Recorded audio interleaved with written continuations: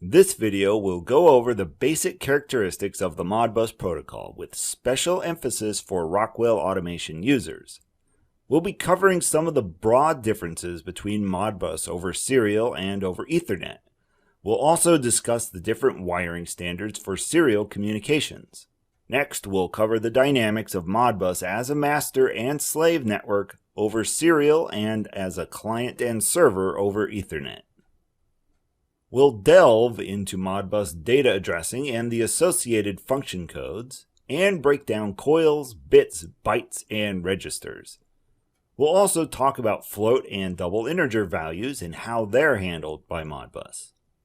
First, a brief history lesson. Modbus is a serial communications protocol developed by Modicon in 1979. It was created specifically for use in Modicon PLCs for industrial applications. Today, it's an open protocol used by a wide range of automation products. Modbus can be used over Ethernet as well as serial cable. There are three major types or variations of the Modbus protocol: Modbus ASCII, Modbus RTU, and Modbus TCP/IP.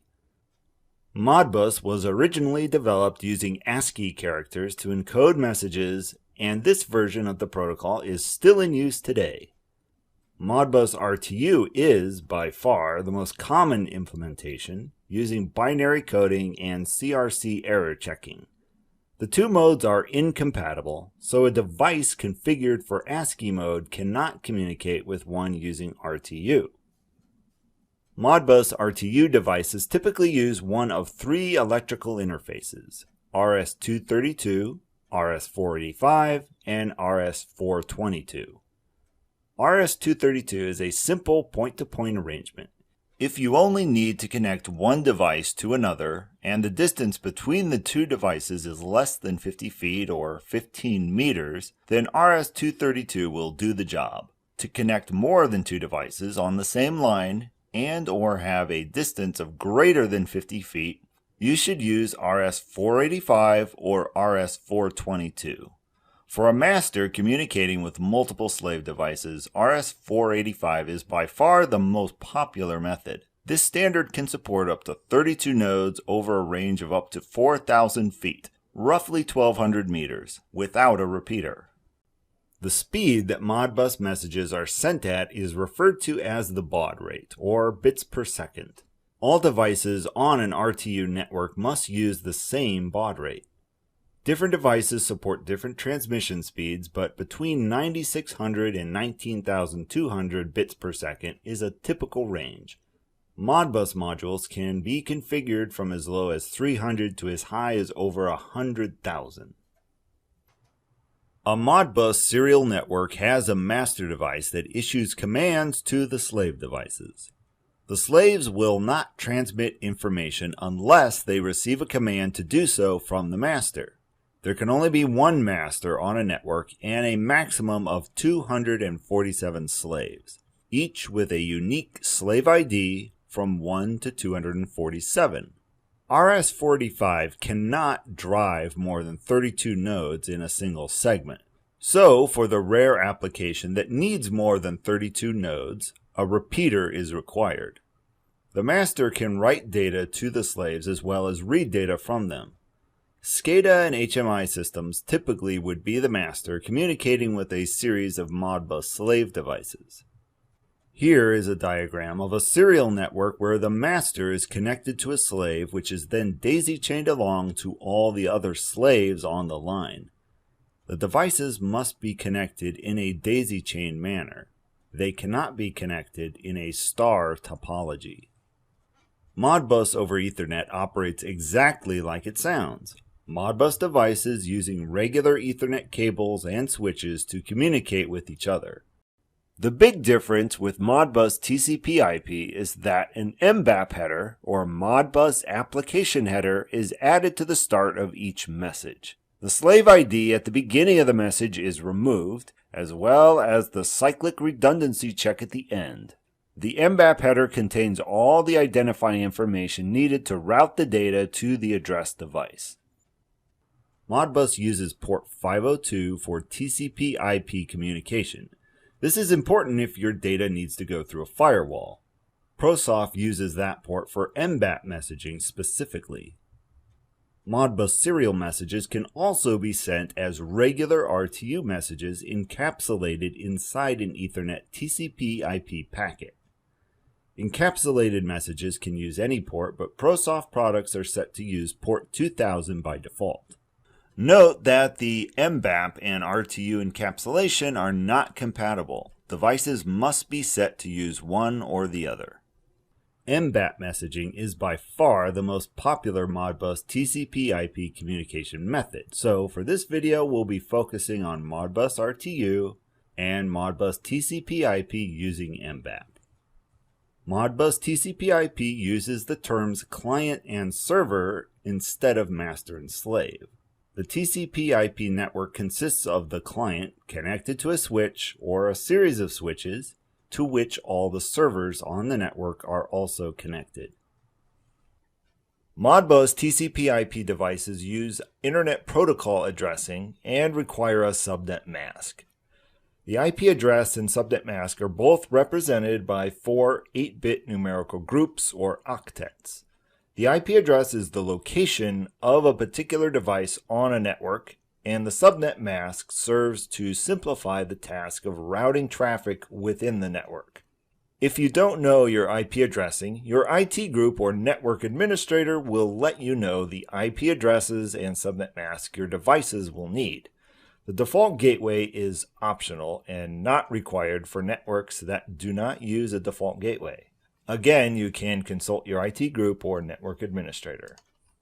Now, let's talk about Modbus's eccentric addressing system and the different data tables. There are 4 tables where information is stored. 2 tables store simple discrete values called coils, and 2 store numerical 16-bit values known as registers. For each type of data, there is one read-only table and one read-write table. There are no tables for 32-bit data types because back when Modbus was defined, double integers and floating point values were not available in PLCs. There is a way to use those data types though, and we'll get to that in a moment. Each table has a maximum of 9,999 addresses. Data table addresses 1 through 9,999 are the read-write table for coils. Addresses 10,001 through 19,999 are the read-only for discrete inputs.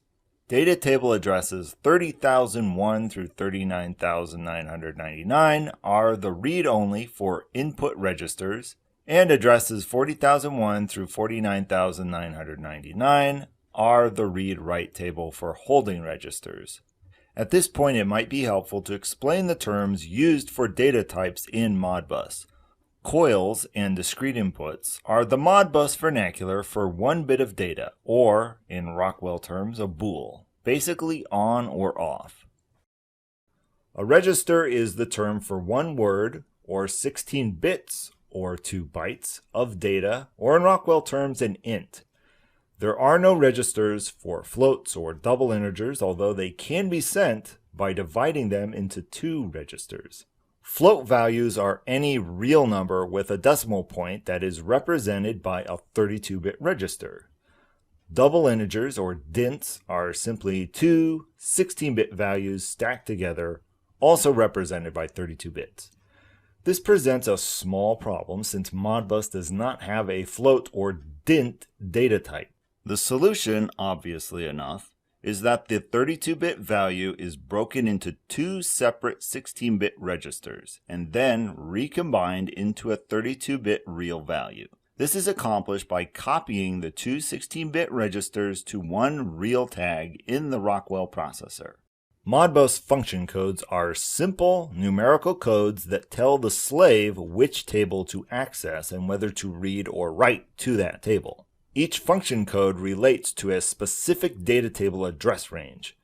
For instance, function code 1 is the code to read an individual bit status. Function code 16 is the code to write multiple holding registers. Here are some of the most commonly used function codes. Modbus as a protocol does not define exactly how the data should be stored in registers. Different vendors have different ways of storing and transmitting data. Some devices will transmit the higher byte first, followed by the lower byte. Others will do it the other way around.